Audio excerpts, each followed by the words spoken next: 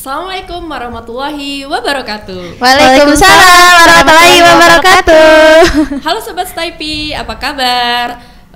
Semoga kita senantiasa selalu dalam lindungan Allah Subhanahu wa Ta'ala, diberikan kesehatan dan juga kemudahan serta kelancaran dalam setiap langkahnya. Amin. Amin ya rabbal alamin. Nah, sebelum kita mulai podcast kali ini, alangkah lebih baiknya nih ya, gak afdol juga kalau misalnya gak kenalan. Iya, gitu. betul. Istilahnya apa ya? Tak kenal maka ta'aruf. Ta'aruf, gitu kan. Ta'aruf. Kita ta'aruf ulang. Izinkan saya memperkenalkan diri. Nama saya Aglesia Intan Tania dari Prodi Pendidikan Islam Anak Usia Dini dan juga Tashkil HMJ Divisi Kaderisasi. Yeay, Masya Allah. Nah, teman-teman. Nah, kali ini kita mengusung tema tentang saum Ramadan untuk anak, dimulai dari kapan? Kapan ya? Nah, membahas tentang Ramadan dan saum. Alhamdulillah ya, kita udah mulai masuk bulan suci Ramadan dan juga melaksanakan saum. Alhamdulillah, bisa dipertemukan kembali.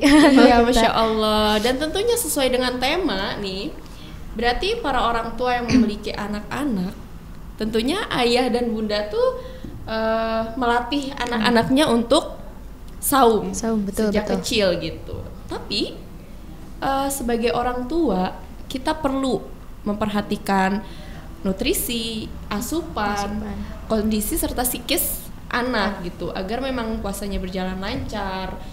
Dan walaupun agak sedikit hektik ya, susah-susah gampang gitu, tapi emang penting untuk melatih anak berpuasa dari sejak dini karena mengedukasi mereka gitu tentang menstimulus mereka tentang agamanya seperti itu. Nah, mungkin daripada Agles yang cuap-cuap ya kelamaan gitu, kita langsung aja masuk ke materi dengan dua pemateri yang Masya Allah hari ini. Ada Teh Nurul. Halo Mbak Agles. Nurul ini adalah ketua dari Himpunan Mahasiswa Jurusan Pendidikan Islam Anak Usia Dini dan juga ada Teh Siva. Hai. Siva Koor dari Divisi Pendidikan HMJ Piau. Nah, assalamualaikum Teh Siva, Teh Nurul. Waalaikumsalam warahmatullahi wabarakatuh. Apa kabar Teh nih? Alhamdulillah. Baik. Sangat ciri khas anak-anak. Iya, kita lupa. Ciri khas untuk anak-anak ya. Oke, biar power gitu ya. Semangat. Ini di luar sana biar semangat juga meskipun saum gitu ya, harus tetap semangat. Oke, kita ciri khas Piaut ya. 1, 2, 3. Apa kabar semuanya? Alhamdulillah, luar biasa. Allahu Akbar. Semangat. Harus tetap semangat. Harus tetap ya, walaupun saum gitu kan. Harus tetap semangat gitu. Apalagi guru-guru Piaut gitu kan. Iya, harus ceria tetap. Bener. Harus tetap tersenyum. Iya, bener. Betul, karena kita ketemu anak-anak. Masa mau cemberut gitu kan ya. Betul. Ya walaupun lelesnya gitu, lapar gitu. Nah, Teh Nurul, Teh Siva, tadi Agnes udah bocorkan tentang tema kali ini, yaitu puasa Ramadan. Saum Ramadan untuk anak dimulai sejak kapan? Nah, apa sih dari situ apa? Persiapan. Berarti belum kedinya. Gak apa-apa. Gak apa-apa. Nah, Teh Nurul dan Teh Siva, ini gimana nih persiapan untuk Ramadan? Masya Allah ya. Sebelumnya alhamdulillah sih bisa dipertemukan kembali ya dengan Ramadan saat ini, bisa diberi umur, bisa di kesempatan gitu untuk saum lagi. Persiapannya tentu kita harus jauh-jauh hari ya. Alhamdulillah gitu. Harus persiapan itu misalkan dari mulai hafalan atau saum, terus kemudian kayak baca Quran pun gitu harus siapin dari sekarang gitu ya. Nggak mungkin langsung pas Ramadan kita langsung laksanain kayak berjuz, maksudnya kayak list-listan kita tuh harus mencapai goalsnya tuh udah tinggi, tapi belum persiapan tuh belum mateng gitu. Makanya harus ada persiapan terlebih dahulu ketika masuk saum Ramadan, terutama ya para khususnya kita masih muda harus tetap semangat gitu, jangan sampai patah semangat gitu. Iya, jadi mungkin kalau Teh Nurul tuh persiapan dari jauh hari gitu kan ya. Seperti mungkin latihan berpuasa dengan puasa Senin Kamis supaya nggak kaget gitu. Kaget. Iya, supaya nggak kaget. Menurutnya si perut teh gitu. Kermah lapar ya. Lambung, kaget. Kamu juga kaget. Harus hafalan, berpikir ya. Betul. Harus bertahap gitu ya sebelum ke puasa Ramadan itu semuanya harus benar-benar dipersiapkan supaya maksimal juga gitu. Nah, kalau untuk Teh Siva gimana nih persiapan Ramadannya? Gak jauh beda sih sama Nurul. Persiapannya nggak mulai dari ilmunya kan, ya menambah ilmu kan ya, perbanyak ilmu dari bulan Ramadan. Sebelumnya juga kan kita udah mulai banyak kajian-kajian nih ya. Alhamdulillah ya, Iya betul. Terus di-charge gitu hati kita tuh terus betul. Terus fitrah kan, mau menuju bulan Ramadan itu harus fitrah dulu nih hatinya. Jadi persiapannya itu yang utama itu adalah ilmu. Betul. Terus untuk tahun sekarang alhamdulillah Siva terutama pertama ada info ya. Masya Allah. Jadi kabar terbaik dari kita pengantin baru. Jadi udah punya pasangan ya. Masya Allah. Kita alhamdulillah. Masih alhamdulillah masih sendiri. Iya gitu. Iya, jadi persiapannya gitu aja sih. Terus excited gitu ya tahun baru tahun sekarang tuh karena ditemenin suami juga. Ya Allah. Jangan begitu, Ipa. Iya, jadi apa ya pengalaman baru ya Ramadan kayak mungkin yang biasanya kita tuh sama orang tua disiapin sekarang tuh kita yang menyiapkan bangun dari subuh gitu kan. Masya Allah. Ada pengalaman baru nih ya tahun ini. Masya Allah. Nah Teh, tema kita tadi mengusung tentang saum untuk anak. Nah, pengen tanya nih sama Teh Nurul dan Teh Siva gitu, bagaimana sih pendapat Teh Nurul dan Teh Siva mengenai saum Ramadan untuk anak ini? Sebenarnya berarti itu masuknya ke baik nggak buat anak gitu ya saum. Sebenarnya penting banget karena kita udah tahu pondasi paling kuat tentang akidah tauhid itu pasti harus ditanam dulu dari sejak kecil, pelatihan terus dilatih gitu, karena memang anak itu tertanam kuat keinget zaman dulu gitu, pengalaman pasti ngalamin namanya saum dan itu namanya excited banget ketika kapan Bu saum, ternyata hari ini itu anak-anak tuh bener-bener luar biasa gitu saumnya karena banyak hal yang bisa didapatkan buat anak-anak gitu, kayak tetap ngaji, sekolah juga, kayak main sama saudara. Zaman dulu tuh inget ya Nurul main enggrang-engrangan pernah nggak? Kayu-kayu gitu, kayak ngabuburitnya gitu. Enggrang terus main kaleci, pokoknya seru gitu, karena pokoknya yang anak yang diutamakan tuh happy, nggak anak meskipun ngerasain saum kan emang anak itu pasti dalam pikirannya tuh jajan kan, makanan favoritnya tuh nggak bisa dilepas gitu. Jadi yang diperhatikan itu yang paling utama itu paling kita saum dulu pada jajanan mereka gitu, makanan favorit mereka. Betul. Gitu sih. Nah, gimana nih pendapatnya Siva nih tentang saum untuk anak ini? Menurut Siva gitu ya, saum untuk anak itu emang penting ya Nurul ya, ditanam dulu dari kecil gitu, supaya nanti dewasanya tuh dia terbiasa, sudah terstimulus ya, religiusnya, kayak gitu. Terus emang kita tuh kalau mengingat masa dulu gitu ya, excited, emang bener ya Nurul ya, excited banget kalau bertemu dengan bulan puasa itu ya, kayak gimana ya, waktunya bermain gitu. Yang awalnya kita tuh belajar terus kan, pulang belajar, tidur gitu, belajar lagi gitu kan. Kalau bulan puasa mah gimana? Kita teh subuh yang beda. Dari subuh ya. Gitu. Iya, hawanya dari subuh kita ke masjid bareng-bareng.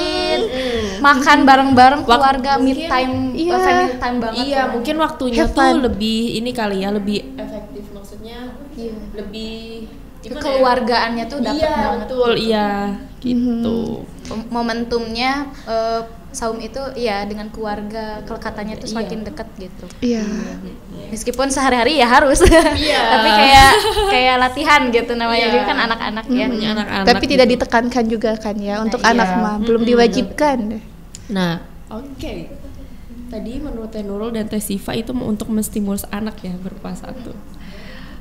Saum untuk anak nih. Oke. Gimana nih, pengen tahu gitu. Gimana sih pengalaman Teh Nurul sama Teh Siva nih? Dulu waktu belajar saum atau latihan saum gitu kan, karena anak-anak itu mungkin mereka tidak terlalu terlalu mendalam mengetahui tentang saum gitu kan. Tapi biasanya mereka tuh terdistract sama lingkungan atau keluarganya yang bentar lagi puasa nih gitu, bentar lagi bentar lagi Ramadan gitu, saum gitu. Terus kayak mereka pasti tanya, "Ayah Bunda, saum itu apa?" gitu kan. Iya, pasti kan tanya-tanya anak itu bener. Ramadan itu apa gitu kan, namanya anak-anak gitu kan, berjuta pertanyaan yang emang kadang di luar nalar orang dewasa gitu. Nah, gimana gitu kalau Teh Nurul sama Teh Siva ini dulu pengalamannya gimana? Apa karena emang udah teredukasi sama orang tuanya atau emang terdistract lingkungan gitu? Kalau dari Nurul sih pastinya kayak inget gak inget ya waktu zaman kecil, khususnya kayak TK gitu, masih belum inget udah mulai saum atau enggak, tapi agak inget tuh pas waktu zaman SD udah masuk sekolah dasar itu keinget udah mulai saum, udah kayak belajar bertahap gitu dari mulai jam 12. Nah sama orang tua tuh kayak yuk masuk bisa nanti masuk 3 jam lagi nambah lagi tiap harinya tuh nambah iya, asar udah asar maghrib, jadi alhamdulillah langsung kita sampai maghrib gitu, bisa sampai tamat. Jadi Teh Nurul nih pengalaman puasanya emang udah sampai tamat. Mungkin enggak, mungkin kayak hari pertama tuh orang tuanya bolehlah sampai jam 12 gitu. Nanti besok tambah lagi 2 jam gitu. Dan pada akhirnya bisa sampai akhir sampai gitu. Azan maghrib. Meskipun itu dia iming-imingin pasti anak mah nanti dikasih jajan ya. Iya pasti ya. Anak-anak tuh pasti kayak oh iya nih nanti aku dikasih hadiah, mereka tuh seneng banget kan ya diapresiasi gitu. Meskipun itu bentuk reward itu sebenarnya nggak hanya bentuk hadiah, materi gitu, tapi dengan wah hebat udah masuk jam 12 naik lagi nanti asar hebat gitu. Dengan ucapan itu udah masuk reward menambah positif mereka, menambah semangat untuk terus saum gitu sampai tamat sebenarnya. Iya betul. Nah, gimana nih sama Teh Siva? Alhamdulillah gitu ya, dari dulu Siva tuh didekatkan terus kepada agama oleh orang tua gitu. Alhamdulillah. Masya Allah. Biasa. Iya. Itu emang keluarga itu paling ini sih ya. Karena kita kan intens kan sama keluarga. Ya, jadi waktu itu tuh waktu kecil Siva tuh sebelum puasa diingetin dulu, kasih tahu dulu apa sih puasa, kayak menahan lapar, nggak boleh makan, nggak boleh minum gitu ya. Secara sederhana gitu ya. Dari situ, dari TK masuk TK mulai dari jam 10, jam 12, asar gitu, sama kayak Nurul juga. Iya. Jadi kebanyakan mungkin ya, kebanyakan dulu seperti itu. Iya, kebanyakan orang mungkin tua pasti. Mbak Agnes juga seperti itu. Oh iya. Atau udah langsung dari umur 5 tahun full. Enggak dong. Aku pun sama bertahap dari misalkan jam 9 waktu dulu. Mungkin tete-tete ini sampai jam 12 ya. Kalau saya jam 10 saya. Jam 10. TK itu saya jam 9 terus naik jam 12. Pada akhirnya ke asar dan maghrib sama aja kayaknya. Mungkin mayoritas begitu kali ya. Iya, mayoritas orang tua kebanyakan. itu pasti mengedukasi anaknya, menanamkannya seperti itu. Kayak gitu. Ditambah kan malamnya kita suka taraweh. Itu. Nah, Suasana momen tarawih yang tarawihnya. ditunggu itu ya. Momen yang paling betul, betul. ditunggu. Wah, hari Yang paling pertama ditunggu. emang banyak. Masya Allah ya, masjid itu penuh. Taraweh itu gini Anak-anak nggak tuh, sih teh? Masya Allah. Bawa makanan nih banyak nih ya, bawa makanan jajan terus taraweh. Tapi tuh biasanya Agnes, dulu pengalaman Agnes nih ya, waktu taraweh tuh bawa makanan banyak nih. Terus sholat tarawehnya enggak. Tapi waktu tahiyat akhir aja gitu. Waktu tahiyat akhir Ya, aja anak-anak ya. baru gitu. Jadi biar kelihatan sholat, padahal ibu-ibunya tuh kayak berisik banget ini anak gitu. Dasarnya. Tapi emang mungkin anak-anak begitu ya. Iya benar. Kalau dari Nurul kalau mau taraweh tuh ya, biasanya anak-anak seangkatan Nurul sampai sekarang bahkan kayak nurut temurun dari anak-anak di daerah Nurul itu tuh biar tempatnya kebagian si sejadahnya itu disimpan dulu sebelum ditandai taraweh. dulu gitu. Iya, jadi Oke. Jadi biar kebagian gitu iya, kan saking tempatnya. semangatnya kali ya. Masya Allah, ya. Masya Allah. Alhamdulillah gitu. Meskipun ya kebiasaan setiap daerah pasti berbeda-beda kali ya. Iya. Tapi memang alhamdulillah sih, itu kayak euforianya Ramadan semangatnya. itu Masya Allah ya, positif banget gitu, terbawa ke kitanya gitu. Aduh, Masya Allah. Nah, berlanjut ya Teh nih. Tadi kan kita membahas tentang pengalaman dulu kita ya. anak-anak dulu saum Betul. gitu. Nah, gimana gitu untuk anak-anak ini dari usia berapa diharuskan atau mungkin tidak diwajibkan, tapi mungkin melatih mereka untuk saum itu dari usia berapa gitu? Kalau menurut pandangan Nur ya, gak mungkin gitu kalau anak kita tanamkan saum itu bayi gitu. Umur 1 tahun misalkan ya. Iya. Kagak tidak mungkin gitu dari anak dari sebelia itu, tapi dilihat dari sisi masa perkembangan anak. Udah mateng nggak dari sisi kognitifnya gitu, dari sisi emosional dia, terus mentalnya dia udah tahu nggak gitu ya tentang saum itu sendiri. Kan kira-kiranya sih dari sisi perkembangan itu udah tahu jam udah mulai saum dari sejak jam berapa, terus nanti buka jam berapa itu udah tahu. Nah, kira-kiranya umur sekian TK lah ya, TKA, TKB gitu, TKA, 3 sampai 6 ya, 3 sampai 6 tahun gitu kemungkinannya. 3 sampai 6 tahun. Ya dilihat itu dari mulai. sisi perkembangannya dia gitu tahunnya. Memang Meskipun itu anak-anak berbeda gitu ya tiap anak. Terkadang kan mungkin 7 tahun pun ada yang memang kondisinya itu belum stabil, maksudnya Iya, benar. imunnya juga Iya. kondisinya dia untuk berpuasa tuh masih Saum belum masih belum memenuhi gitu untuk iya. berpuasa. Kadang begitu tergantung kondisi. Ada yang tadi menurut Teh Nurul 3 tahun itu mungkin dia udah mulai kuat gitu diajak berpuasa. Udah kayak udah dinanam sama orang tuanya gitu. Begitu. Baik juga. Begitu. Jadi mulai usia 3 sampai 6 tahun itu Udah mulai bisa untuk berlatih gitu untuk ya Teh. Udah tahu gitu ya. Iya, udah Iya. tahu batasan.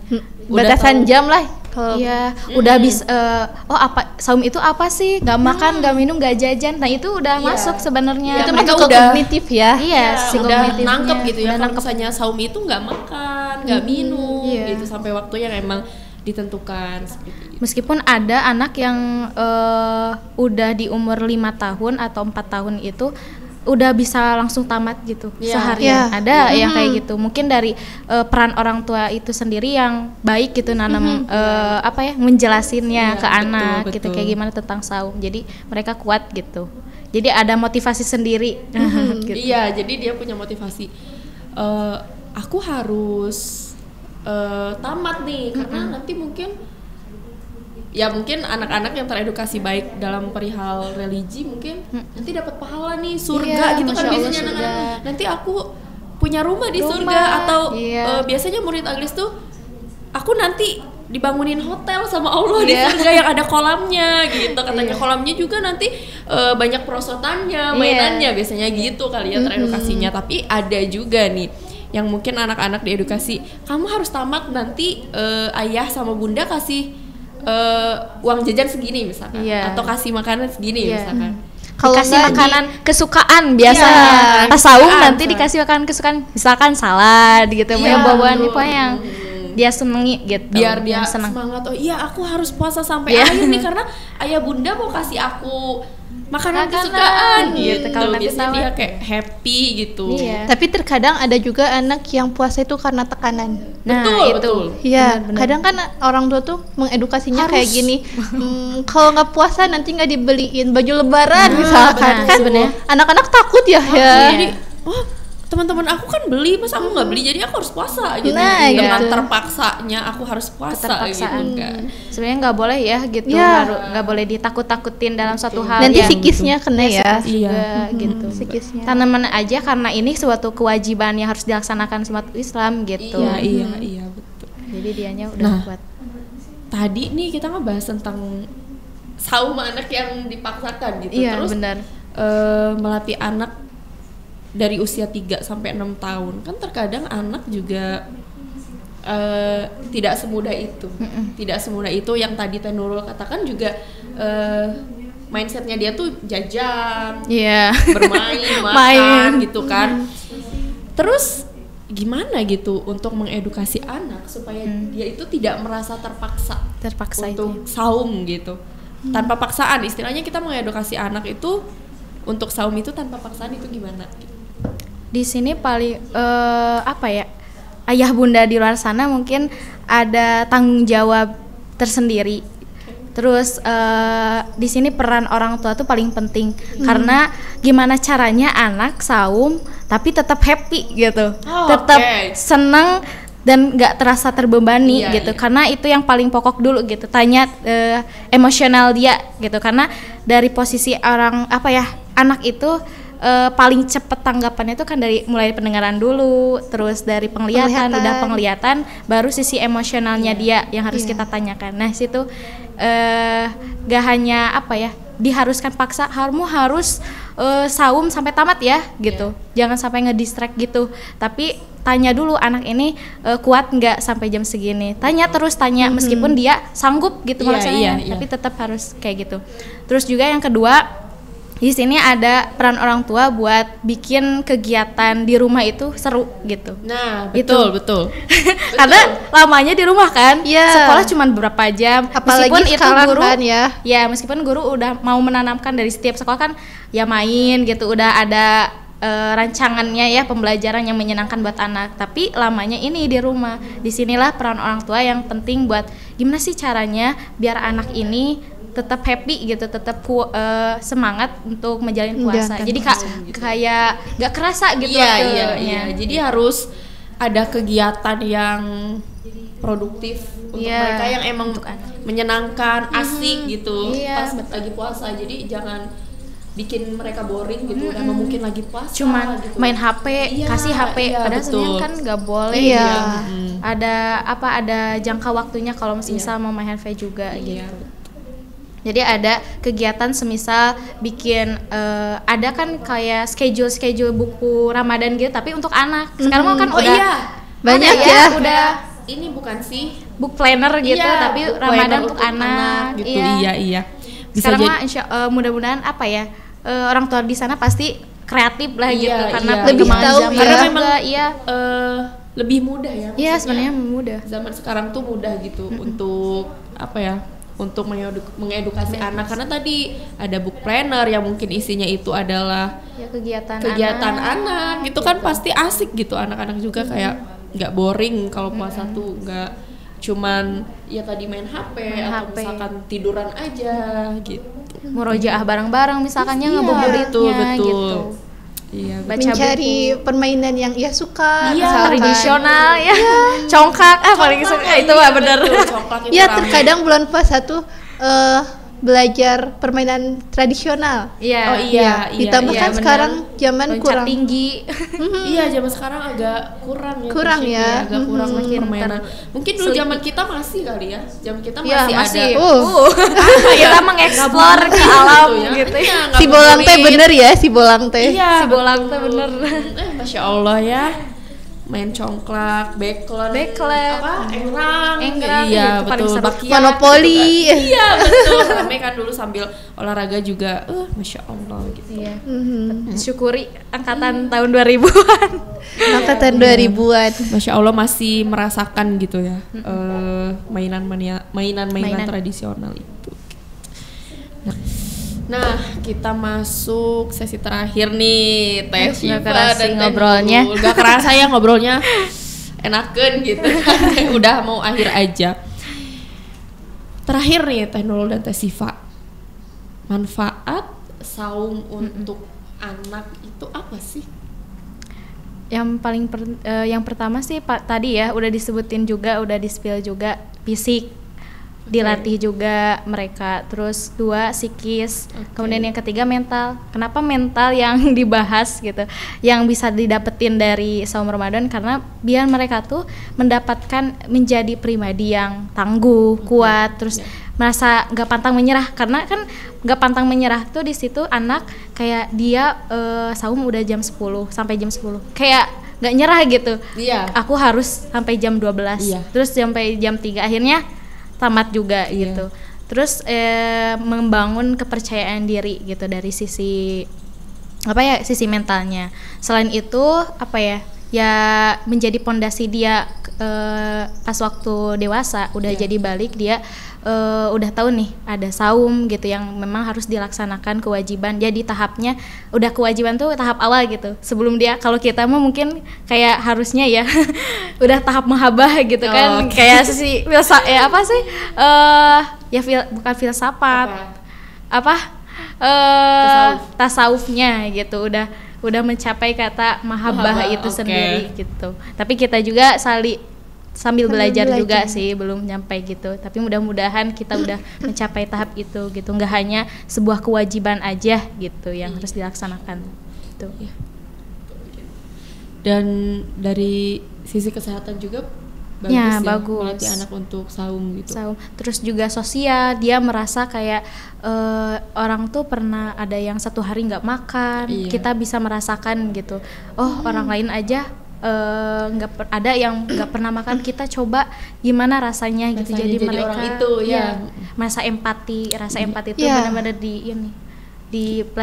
dirasakan oleh mereka gitu. Udah. Manfaat religiusnya juga kan ya. Ya lebih mengenal Allah lebih dalam gitu kan. Dengan sisi ilmu. Nah, alhamdulillah materi kali ini sudah rampung ya terbahas Teh Nurul, Teh Syifa. Mudah-mudahan bermanfaat dan semakin terus dipelajari. Gitu. Jadi kesimpulannya bahwa saum untuk anak ini tuh bermanfaat juga untuk anak.